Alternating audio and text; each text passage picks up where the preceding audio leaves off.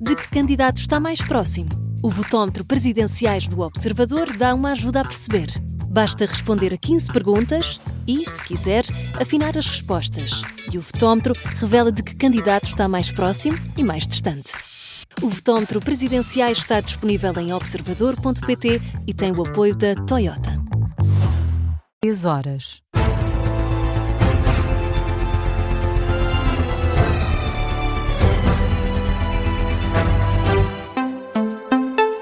Boa noite, eu sou o Martim Madeira. Vamos às notícias na Rádio Observador. Começamos este jornal pelas presidenciais. António José Seguro volta a avisar para os riscos de um poder absoluto na direita do poder. O candidato a Belém questiona o adiamento das eleições para o Tribunal Constitucional e para o Conselho de Estado, eleições que foram marcadas apenas para depois das eleições presidenciais.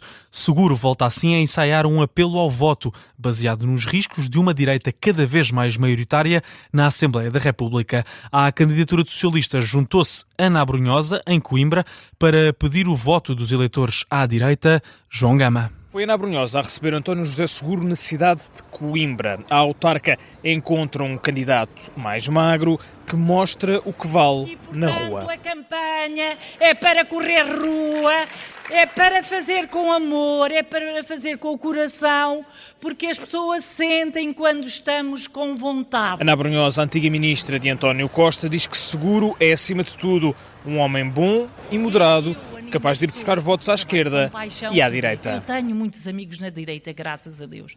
E esses amigos da direita, sabe para que é que servem, António? Eles hoje mandam-lhe muitos cumprimentos, porque vão votar em si, António. E se Ana Abrunhosa virou à direita, António José Seguro guinou à esquerda, sem esquecer quem diz que está ao centro. Sim, eu não negociei nenhum apoio. Não fui empurrado por nenhum empresário. Tive a coragem de avançar sozinho. Esta é uma candidatura que nasceu de baixo para cima, do povo trabalhador. Críticas, sem nunca mencionar o almirante Gouveia e Melo, num comício com sala cheia em Coimbra, com uma novidade no discurso do socialista. E passado estes meses todos, ainda não tinha conseguido, com o novo Parlamento, fazer a eleição dos 5 representantes no Conselho de Estado. O mesmo em relação ao Tribunal Constitucional. As eleições foram novamente adiadas. E eu pergunto porquê? O que é que está por trás disto, deste novo campo político? António José Seguro a questionar os atrasos nas eleições das altas figuras do Estado com o dedo apontado à direita, mais uma razão para uma ida às urnas. Acreditam como eu? Mais alto, acreditam como eu? Vamos a isto! É por amor a Portugal que aqui estamos! O comício desta noite do socialista António José Seguro, narrado na voz de João Gama. Amanhã a caravana começa em Braga, bem cedo, às 9 da manhã, e vai passar por Celurico de Basto, terra de Marcelo Rebelo de Sousa. Numa crítica velada aos adversários, Luís Marques Mendes promete uma liderança firme, mas estável. Foi a ideia mais vincada num jantar-comício na Lausanne, no distrito de Coimbra. Luís Marques Mendes pediu desculpa pelo atraso por ter estado na reunião do Conselho de Estado e estreou o apelo ao voto para os que vão às urnas no domingo na votação antecipada. Numa sala com 200 apoiantes, Marques Mendes contou ainda com o apoio de Miguel Pinteluz, que garante que o governo não anda à procura de apoio na presidência. Miguel Viterbo Dias. O Ministro das Infraestruturas e da Habitação foi a Lausanne assegurar que o governo não anda à procura de amigos. Quando olho para Coutinho Figueiredo, nos últimos dias, não tem o direito de dizer que é o herdeiro desse legado do PSD, desse legado dos nossos governos. Não tem o direito sequer de dizer que vai ser o presidente mais próximo do governo, o presidente mais amigo do governo, porque nós não queremos um presidente amigo do governo. Miguel Pinteluz, que deixou ainda um pedido na leitura das sondagens recentes. Quem está na pole position para chegar à segunda volta é Luís Marques Mendes. Podem andar-vos a vender o que quiserem. Vendam-vos o que quiserem, mas vocês não empenhem pelos ouvidos. O Ministro da Habitação, que viu Marques Mendes elogiar a vitória política no Parlamento com a aprovação de mais propostas para o setor, numa noite em que o candidato apoiado pela AD atirou à estratégia dos adversários. Que há aí alguns dos meus candidatos adversários preocupados com casos e com casinhos. Eu estou preocupado com as grandes causas que possam mudar, reformar e transformar Portugal. E para se distanciar, quis mostrar de que forma pretende exercer o cargo. Eu quero liderar com firmeza, mas com tranquilidade. Nós temos alguns candidatos que são tranquilos, mas não são líderes.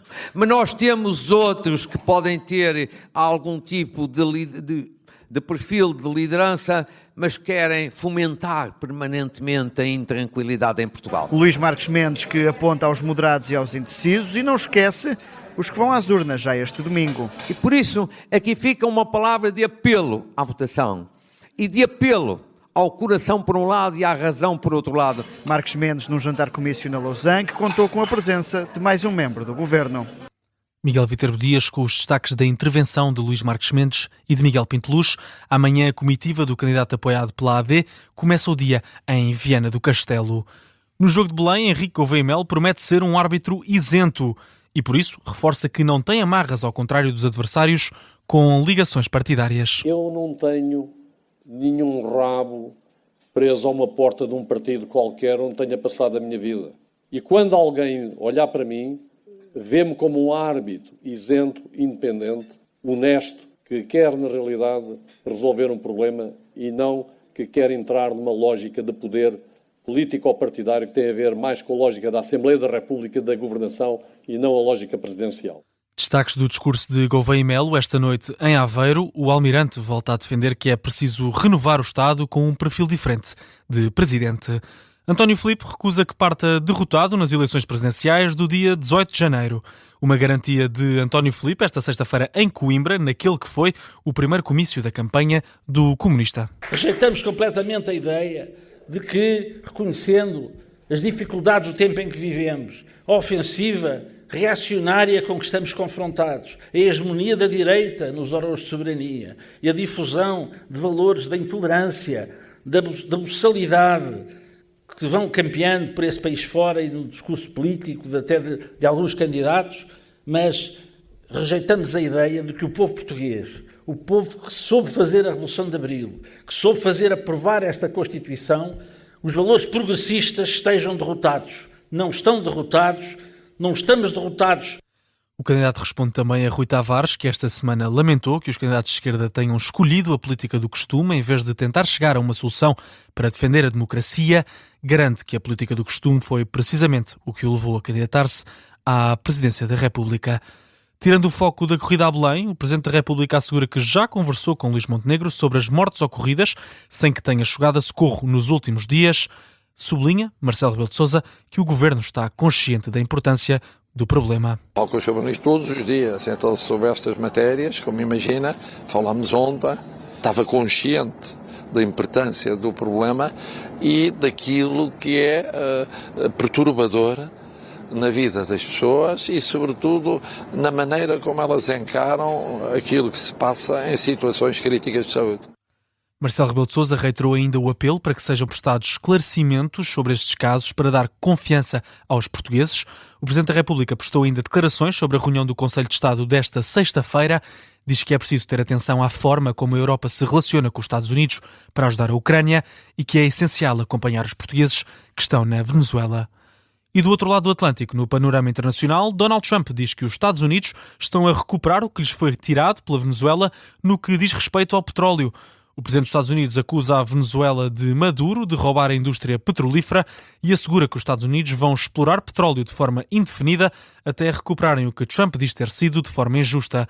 O líder norte-americano vai mais longe, diz que a Venezuela já aceitou as imposições americanas e que já começou o processo de refinação e venda de até 50 milhões de barris de petróleo. Estamos a recuperar o que nos foi tirado. Eles roubaram a nossa indústria petrolífera.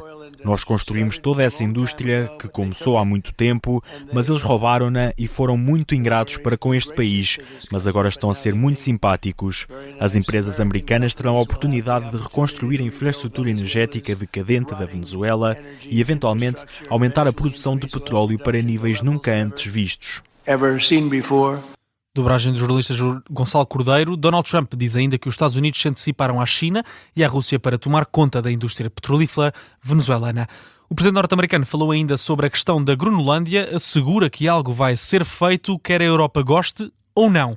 Ainda assim, Trump não entrou em detalhes sobre o que pode estar em cima da mesa. São declarações citadas pela Associated Press, onde o presidente norte-americano diz que se os Estados Unidos não agirem, será a China ou a Rússia a agir sobre a Groenlândia. Ponto final neste noticiário das 2 da manhã. A informação fica por aqui, mas regressa daqui a pouco às 3h30 com a síntese de notícias.